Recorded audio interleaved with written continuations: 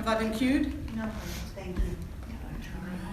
Good morning. Good morning. Good morning. Thanks for coming out on this beautiful day, this beautiful Mother's Day. Let's say that. Happy Mother's Day. Yeah. Happy Mother's Day. We got the sun came out and the temp is coming up today, and there's a lot going on, and it's a beautiful day. We went yesterday to the Central Ohio Folk Festival, which is just up the road a little bit here at High Banks Metro Park, and we made a few copies of the schedule, and it's going all day today too. If any of you are looking for something fun outdoors today, we heard a great bluegrass band last night, didn't we, Joe? So, and there's a lot going on this weekend, so appreciate you being with us this morning, and those of you joining us online too. We have one visitor today, but I think you know all about Unity. You probably don't need a lot of Unity information, but good to have you here, Christine. And we are delighted to have Linda McClanahan and Joel Knupp with us today. Let's thank them for being here today. Looking forward to their music, as always. I always like to put a couple of announcements up front, in addition to mentioning that folk festival. Women's lunch group this month is a little different. They're not going to meet at Scrambler's Restaurant. They're going to meet here at the church to do a little TLC on the church building and grounds. That will be on the 19th. And they'll have that's 9 to 2, and then they'll have a bag lunch here around midday, which means I think you bring your own and sit in the back and enjoy that. and on the 22nd, Elizabeth Betzel will be guest speaking. Joe and I will be out of town that weekend, and looking forward to that. She's got a talk about grace she's going to be sharing with us. And many thanks to you here and online, all the tithes coming in, the donations that keep the church running along nicely. We so much appreciate your support. It keeps us humming, and we are grateful. Well, as always, we begin with prayer, and Lyndon Joel will lead us into prayer with a lovely song by Karen Drucker, You Are the Face of God.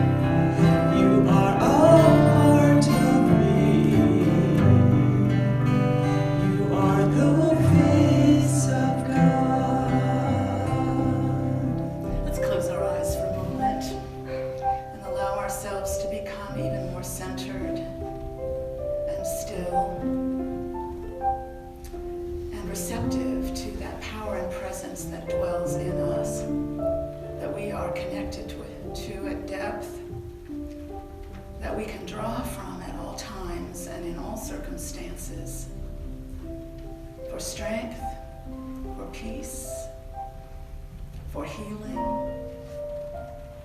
We know there is no withholding in that power and presence. There is no barrier. There is no earning. There is no judgment. There is no refusal. The power and presence of God is eager to flow through us, to enliven us, to lead us in the path of life, of joy, of freedom.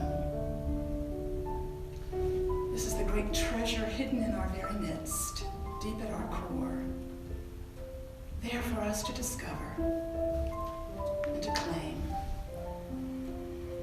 the life of God within us. We affirm our awareness of that truth this morning, that ultimate truth, that great treasure that is available to us all. We affirm our understanding that all those we know and love are recipients of the same grace. And we see all being led and prospered and blessed and healed by that grace through the days ahead. Thank you, God, for your unfailing presence with us now and always. Amen. Amen. All right, Linda and Joel are going to do another song for us, a very familiar classic by John Lennon. I know you'll all know.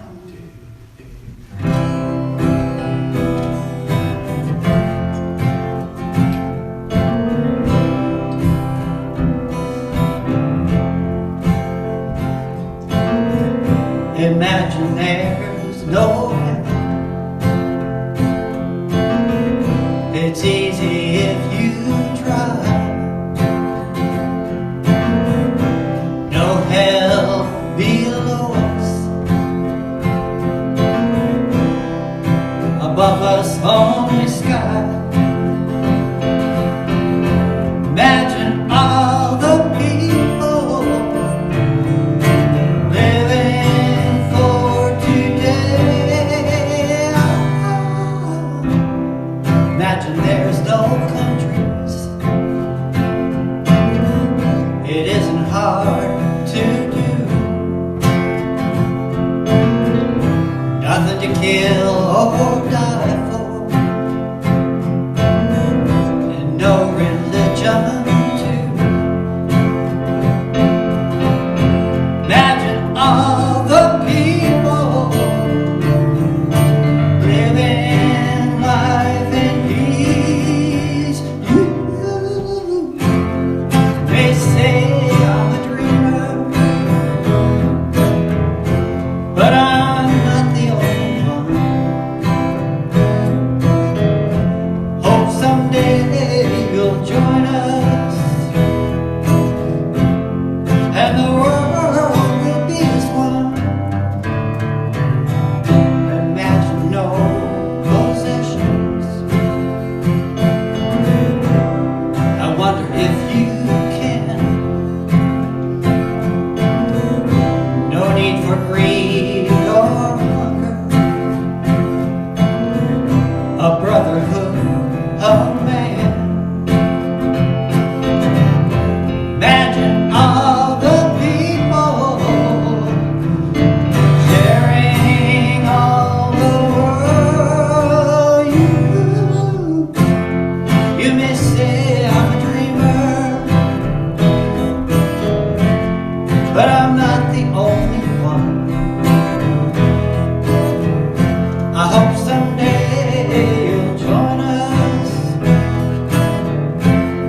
and the world will be as one.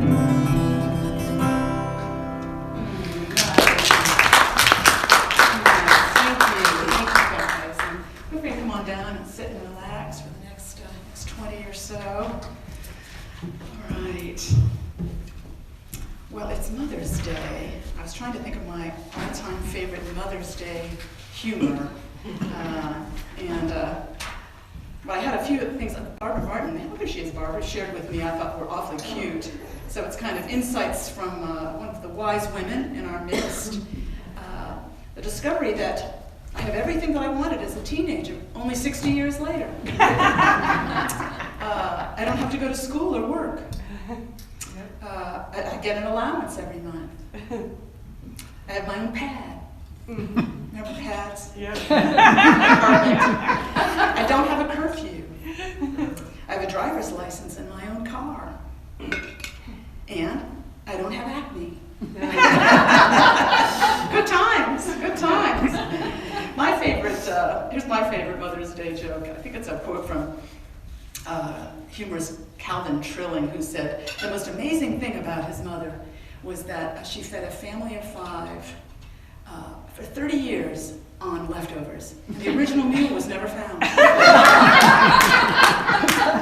like that. It really kind of speaks to the industriousness and the common sense and the smarts of mothers, everyday mothers. Well, talking about treasures today. I think it's a topic I come back to periodically, especially hidden treasures. It's such an alluring idea, always has been. I remember going on treasure hunts when I was a kid. Do any of you? Yeah. You'd have a list of little things you were supposed to find, and you know, go traipse all around, especially in a small town. It was easy, you know, we weren't so protected. We could go all over the place looking for these little treasures. It's a very popular image. It's in our literature, in our movies, you know, like Pirates of the Caribbean, maybe. Treasure Island, going way back. And it's a popular image in religions. There's a lot of spiritual teachings having to do with treasure. Jesus taught about treasure a lot, and in other religious traditions. And usually the text of the story is that you work really hard and you search far and wide, and finally you find the treasure. It's sort of a reward for hard work and struggle and, you know, lengthy searching. There's a lot of stories and legends about it. There's an old Aesop fable about the two lazy sons. And when you read the Aesop fables when you're a kid, and the father is about to go, and he's worked his whole life, and he finds treasure in the field, but he doesn't tell his sons about it. As he's passing, he tells them there's treasure buried in the field, and suddenly the lazy sons become very interested in agriculture. They start digging and working hard. You know. And then there's a Jewish tradition story about a man working hard in his field. He's digging around, working, you know, year after year, and he finds a treasure. And then two disheveled, hungry rabbis come by, and he gives them the treasure. And then he resumes digging in the field some more, and he finds an even deeper, an even better and richer treasure. So that's kind of a teacher that's about hard work, but also the benefits of generosity and giving. So a lot of teaching stories about hidden treasure. Jesus was really kind of a reversal of all the usual human expectations, though. I love this parable, the parable of hidden treasure. It's from Matthew 13, if you ever want to look it up. The kingdom of heaven, which he was always talking about, that was his primary text. And it wasn't a place somewhere, it was a state of living in oneness with God, with God's grace and God's blessings. The kingdom of heaven is like treasure hidden in a field. When a man found it, he hid it again, and then in his joy went and sold all he had and bought that field. I love that teaching, and it's very mystical. There's a lot buried in that. Found the treasure, he just found it. So he wasn't working hard. He didn't work hard or search far and wide. He just found it. It was right there in a field, and he just found it. And then he was just so joyous. He kind of, you know, wanted to make sure, you know, he would be able to keep cultivating that. So he bought that field, so he could keep, you know, cultivating that treasure. I just think there's a lot built into that. So it's really a parable Jesus was sharing about grace, the ultimate treasure, the blessings of God, and suggesting, no, it's not about earning them or working hard, you know, slaving away so that you finally get them. No, it's about just realizing and discovering, finding them, and they're here. Whoever you are, whatever you've done, whatever your background, right here. So it's really, he must have known with his listeners, it was a stunning reversal of human expectations. You know, most of humans, even now, we're told we have to work hard. You know, you don't get, you know, a free lunch, right? Remember that saying? We have a lot of idioms about that. You don't get things without hard work. That's not, God's standards are different. God's gifts are on a different level than human. So he was saying God operates on that higher plane, and God's law is more generous than we can wrap our minds around, and infinitely more compassionate. So, what does this look like in life, our finding of this treasure? How do we do that? If we just find it, what does that look like actually in a life? I think it happens to us all the time.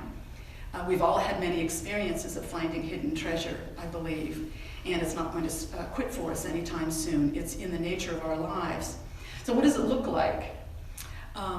One of the things that you notice about it quite often is that it looks like a coincidence. It looks like luck. It looks like good luck quite often, because it's a discovery. It's not an achievement. It's a discovery, and so it seems like just a lucky break.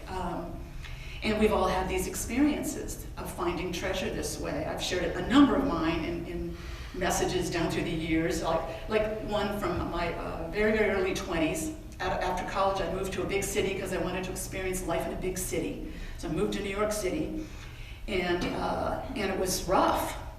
Finding housing, finding a place to work, navigating my way, having come from a small town through a big kind of rough city with a lot of characters on the street.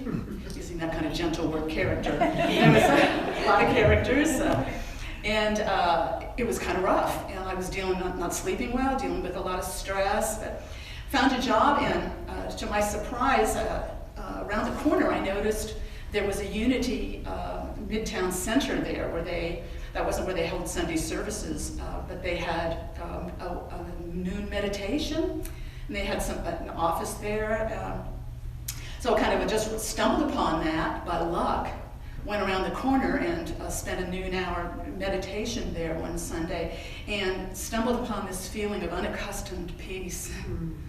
Unaccustomed peace that was quite profound. An associate minister was leading a meditation. It was very centering and calming. I found a treasure. Treasure found. Just stumbled on it by seeming coincidence. But it was the right one for me. I had kind of grown up on Unity teachings and books around the house. So the treasure was found right where I lived, in keeping with who I was. And then I bought the field, because I thought, this is good. This is a good treasure. I kind of want to keep cultivating that. So I started going to that meditation regularly. I started buying some books. And I started going to the Sunday service at Lincoln Center, which was featuring Eric Butterworth, who was a real luminary in Unity in those days. And that was a huge Sunday service experience. That was my first adult religious commitment, I guess I'd say. First big church commitment was doing that. I'd like to say that it was all up from there, and I never forgot that treasure, but it doesn't tend to work that way. Often we have to kind of find treasure again and again. We kind of forget about that field of practice we decided we were going to embrace, that field of inquiry. We kind of forget, get back to old habits, or just get away from it because things are going better. Charles Fillmore has a wonderful quote about that. He says it's a process of adjusting our thoughts to the divine standard. And it doesn't happen like that. We might find a treasure like that, and we might begin to buy that field, work that field, but then we tend to fall back. Anyone have that experience? We tend to kind of fall back and kind of forget. We're not quite all the way there yet in our thinking and moving our thoughts to that divine standard. But that's how we find it. We find it by luck, by coincidence, seeming. Second big way we find it, what this finding treasure in our life, what it looks like, is that often the discovery of treasure comes through others. Comes through others' example or model or teachings or something they share or show in how they live. Thinking of a Tibetan monk I witnessed, went to a teaching by down at the Buddhist temple a number of years ago. His aura of serenity, of unhurriedness, of wisdom, of compassion was very palpable, was very visible, and I thought, I want that. I want more of that. That's a treasure. Hidden treasure, hidden in plain sight. Others that were there to witness it as well. So once again, and he was modeling that for many people, presenting that treasure to many people there. Maybe others kind of claimed that treasure too. Maybe others bought the field and decided to begin working with that. This is something I want, and I'm going to cultivate this treasure. I'm going to buy the field and keep working with it. I hear stories like this a lot from people who maybe have visited a church and heard something that was a treasure for them. And they realized, there's something here for me. I feel better, it's lifting me up in some way, it's bringing me a sense of peace or some insight that's good for me, and I'm going to buy the field. I'm going to start working in this field of inquiry, in this field of practice. I love this little quote by the Sufi poet Rumi. He said, sometimes a door opens and a human being becomes a way for grace to come through. Mm-hmm. I think that's true. I think we've all felt that. We've all had grace come through people, and probably also through you. on occasion, something you have shared or modeled with another. So it looks like coincidence. It comes by good luck. It comes through others. The third one is that typically it's right here. The treasure is found here, right where we are, not somewhere else.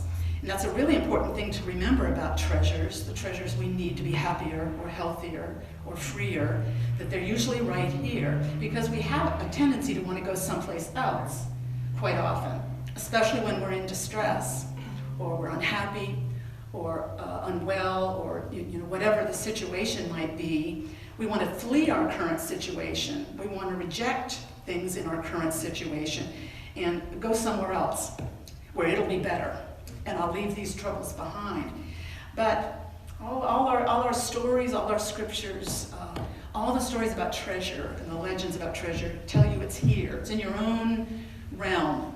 It's right where you are, right in the Unity Church around the corner from where I worked.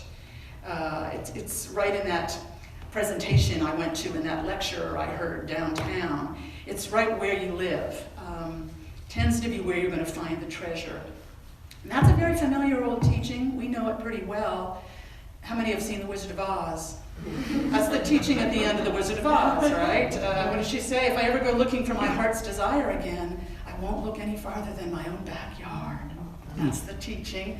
Same idea. The treasure is here, hidden in plain sight, in our backyards, at our church, at a lecture we go to, in our community, in something, in a book that falls off a shelf and we happen to pick up, or something you find out in the book nook, all our loaner books out there. It's right here, so we need to have our antenna up and try to kind of deal with that impulse in us to want to look somewhere else, go somewhere else. It's right here. It's right here and now. We need to really have our antenna up. What's here for us? And then the fourth big truth about where we find hidden treasure, or what that looks like in our lives, is that very, very often we discover the treasure in our darkest times. In our darkest and most difficult times, when we feel lost or confused or broken or frightened, very often it's right there where we make the greatest discoveries, find the greatest hidden treasures. It's a wonderful old quote from Joseph Campbell. Any of you read any Joseph Campbell? He was a great mythologist, his Hero with 1,000 Faces, and a number of books like that. He tracked these mythic motifs all around the world from all cultures. And he had this quote. He said, "Where you stumble, there lies your treasure." It's a motif in myths from around the world. It's in our literatures. It's in our scriptures. And it's in our lives, for sure. He goes on to say, the very cave you were afraid to enter, or the dark forest, or the wilderness, turns out to be the source of what you're looking for. The treasure is there. Where you stumble, there lies your treasure. I think that makes sense. To me, that makes sense, because it's when we're lost, confused, broken, uncertain, feeling like we don't know what we're doing, like things have failed and we don't know where we are. That's when we are open. That's when we are wide open to new ideas, new treasures finding us. Our antennae are up. We're aware our best efforts have failed us, and we are wide open. It's a very different perspective from the self-satisfied one that feels like they have their life completely under control. That's can be a kind of a shut-down place to be, not very open to finding hidden treasures. But if you're really looking, and you know you're in need of something, your antennae are up, that's when we're going to find things. Jesus was always urging, ask, seek, knock, and the door will be open. We've got to be in a receptive state, wide open. That's when we're going to find treasure.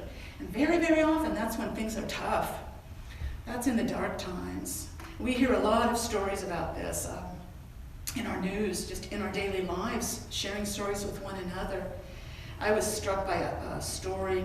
I saw it, I think it's on YouTube. It's a Steve Hartman story he shared about a young man. I suppose he was around 18 or 19 or 20, I'm not sure. He was driving drunk. This happened back in 2003, Tallahassee, Florida. His name was Eric Smallridge. He was driving drunk. He crashed into a car, and the two young women inside were killed. Two 20-year-old women. were killed. Lisa and Megan, and he was convicted on 2 counts of DUI manslaughter, and went to prison, supposed to be for 22 years. And Steve Hartman interviewed one of the mothers, and she said at the time everyone felt justice had been done. That was the right thing. But somehow or other, a few years into that term, and it must have been such a painful and difficult grief process they were involved in, Renee, the mother of one of those girls, Megan, Renee felt like she needed to do something. And I think it's really important to realize treasure is found this way too, with those nudges in our minds and hearts. It's a wonderful psalm about Psalm 77, I commune with my heart in the night. I meditate and search my spirit. I think that was happening to Renee sometime in those early years as she was experiencing that broken place, that dark place. She began to realize as she communed with her heart in the night, she needed to forgive, or she'd never heal. She'd just be bitter and angry the rest of her life. And it wouldn't do her any good, and it wouldn't do him any good, and it wouldn't do anybody any good, anyone she knew in her family or friends. So somehow this realization came to her, and it was a treasure. It was a hidden treasure that she got nudged during in the dark hours, in that dark time. She got this nudge direct from God in her, saying you need to forgive in order to heal. So she wrote to this young man in prison and said she'd forgiven him, even though she acknowledged she really wasn't there yet, but it was an intention. And she wrote to him and said she had forgiven him. And it opened a line of communication, and she began to hear from him letters of great sorrow and regret and apologies. He sent them to the other mother as well. He was deeply and truly sorry, and they had this communication. So several years into his sentence, which was supposed to be 22 years, she came forward and requested that the judge be more lenient and reduce that sentence because he was truly sorry and was changed. So he got released in, I think, 2012, so he only served about half that. And even before he released, because of this open communication between him and Renee, and the forgiveness that he received with great gratitude, it was like a new life for him. A burden so heavy was lifted off him. And they got a new mission of doing presentations in high schools about the perils of drunk driving. He started doing them with her, with the mother, even before getting out of prison. And then they continued it afterwards, and I think are doing that to this day. They do presentations in schools. They both speak about the dangers of drunk driving and what can happen, how you can lose your life, how you can damage your soul if you're not very, very careful. They've started a foundation. His life, Eric's life, was resurrected by forgiveness. She says she was healed by that forgiveness, and she was nudged into that forgiveness as a gift of God in the dark times. That's a treasure. That's a great treasure. It might not be perceived as a treasure in the moment of it. It might be perceived as a curse. I have to forgive him?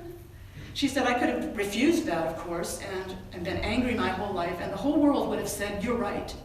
You were right, that's unforgivable. But it would have just made me angry and bitter, she said, the rest of my life. No good from it. And she feels now she has healed, and he's healed, and he's built a new life as a good and responsible person who's trying to help others live a better life. Treasures, finding treasures, they come direct from God inside us.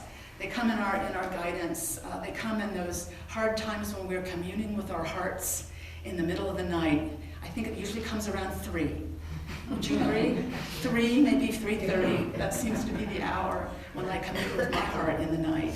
And we need to be alert to the treasure that might be there for us, because there might be some really helpful guidance on something we really need to do to heal, or to feel freer, or to feel more peace. And we need to have our antenna up day by day, listening to others, watching others. You know, we're here for each other. We're in this together. Very often the model of someone else and how they're showing up is an inspiration to me. The grace with which someone shows up, the wisdom someone shares with us, every little kindness. Have our antenna up for all of that, because there's hidden treasure all around us. It's hidden in plain sight. If our antenna up, if we're listening and ready to receive, God's generosity is vast. And we don't have to be perfect to receive it. It's for us all, at all times, and in all circumstances. So be alert for the treasure and be ready to buy the field. I think that's the bottom line of that teaching. So let's take that into prayer for a moment, if we could. Affirm our intention to be alert for God's guidance by day and by night. Alert for those treasures that are all around us. Treasures of wisdom, of guidance and protection, of insight, of peace, of strength, of freedom. God's will for us is always good, is always the highest. That power and presence in us is always seeking to lead us in a path of greater peace and joy and freedom. So we are alert to that guidance at all times and ready to receive it and follow that path of light. Thank you, God, for your unfailing presence in our midst. Amen. Amen. Lynn and Joel are going to do another song for us now. Oh, yeah, it's a good tune. It's a Bruce Springsteen tune, I think. Right. Working on a Dream. Wonderful.